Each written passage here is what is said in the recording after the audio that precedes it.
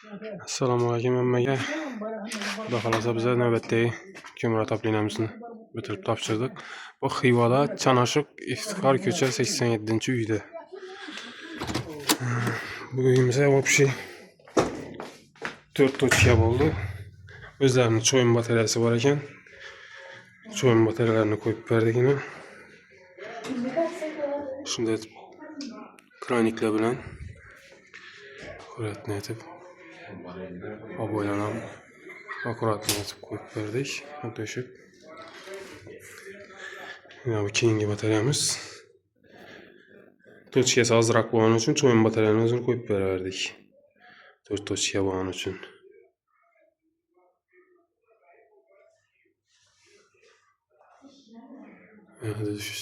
Düşürüşleri aboyna.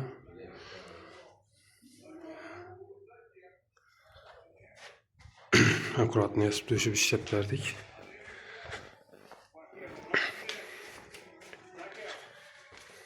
Üçüncü bataryamız. Çayın.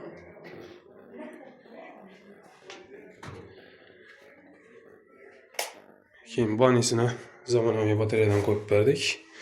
Ondan kranikletip şimdi döşüp çıkarıp verdik.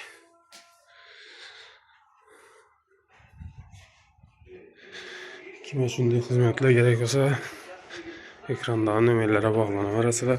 Xudo xolasa ziqat yolumuzni ko'rsatib o'tamiz.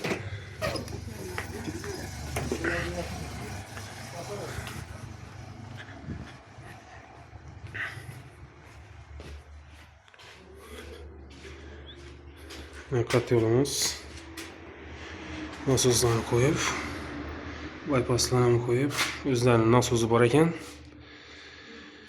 Özlerinin nasosunu işletip verdik. Kat yolumuz Teploşovat. Telefon numarlarımız 503 02 29 telefon adresiyle. Yine 75 gradus'ta kızıp tuttuk kat yolumuz.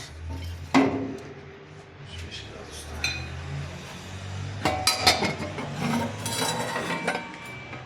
Yine özünü samatok yanıp duruşu.